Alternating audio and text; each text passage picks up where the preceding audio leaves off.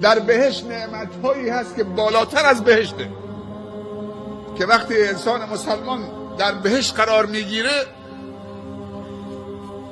که در بهشت نعمت‌هایی هست که نه چشمی دیده نه گوشی در وصفش شنیده، نه بر دل انسان خطور کرده. سبحان الله، چنین نعمت‌هایی هست. در احادیث وارد شده که وقتی خداوند ناز و نعمت‌های بهشتی رو به بهشتیان معرفی میکنه و میگه این مال شماست، استفاده کنید، همه مات و مبهوت میشن که بارالله این همه پاداش ما که این همه اعمال انجام ندادیم. اون دیگه فضل و کرم خداونده. بعد متجلی میشه بر بندگانش در بهشت، بر این اصحاب نفس مطمئنه، بهشون میگه که ای بندگان بهشتی من، از من راضی هستید؟ میگن بارالله چرا از تو راضی نباشیم؟ شما که ما را به بهشت داخل کردی بر مبنای لطف و کرمت، وگرنه اعمال ما ناچیز بود. شما که از تقصیرات ما گذشتید در مبنای لطف و کرم و محبتت و مغفرت و رحمت و شفقتت، بر ما بر بهشت داخل کردی، ما را از نعمتهای بهشت محظوظ کردی و خوش نصیب کردی، چرا از تو راضی نباشی؟ دوباره الله رب العزت و الجلال سوال میکنه از بندگان بهشتیش، آیا چیزی دیگر غیر از این بهشت نمیطلبید؟ به ذهنشون نمیرسه، فکر میکنن هرچی ناز و نعمت و خوشی و لذت هست همین بهشته، همین جوهاست، جوی آب گوارا، جوی شیر، جوی شراب، جوی عسل. سبحان الله، همش مزه است. انسان نیاز به دستشویی پیدا نمیکنه، نیاز به ادرار پیدا نمیکنه، شکمش منتفخ نمیشه، همه مزه ها تو زبانشه. انسان بلغم نداره، آب بینی نداره، نیاز به خواب پیدا نمیکنه، مریض نمیشه، فقط سلامتی است تو سن جوانی، همه یک دست.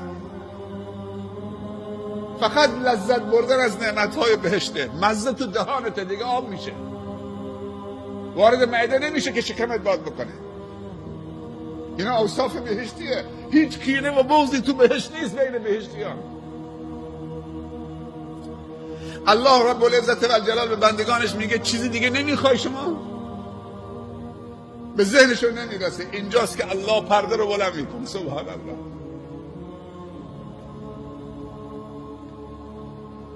پرده رو از صورتش بلند میکنه.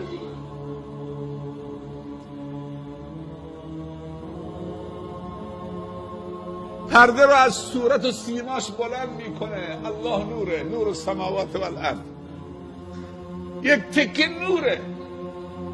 میگه حالا چی میگی؟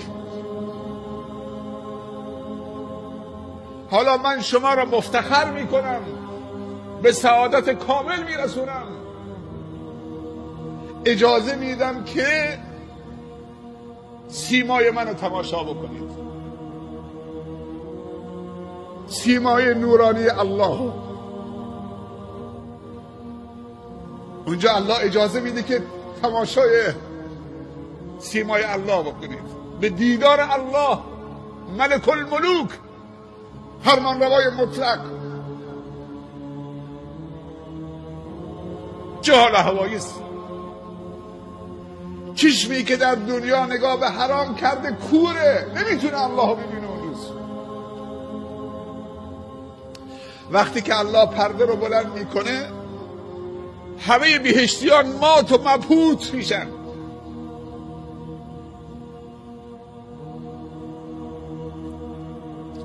کل لذت های بهشت رو همه فراموش میکنن.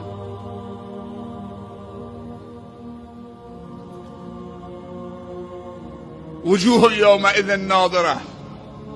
نور الهی منعکس میشه تو صورت بهشتیان. سبحان الله.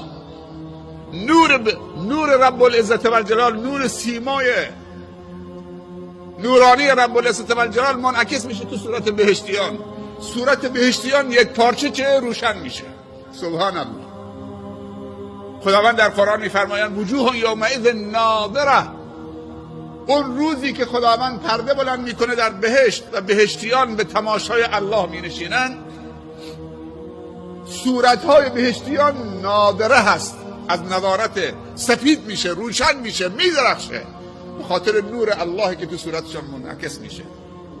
وجوه یومئذ ناظره، نتیجه چیه؟ الی ربها ناظره. این آیه رو خوندید شما؟ وجوه یومئذ ناظره الی ربها ناظره، چون که به ربش داره نظاره میکنه، نگاه میکنه.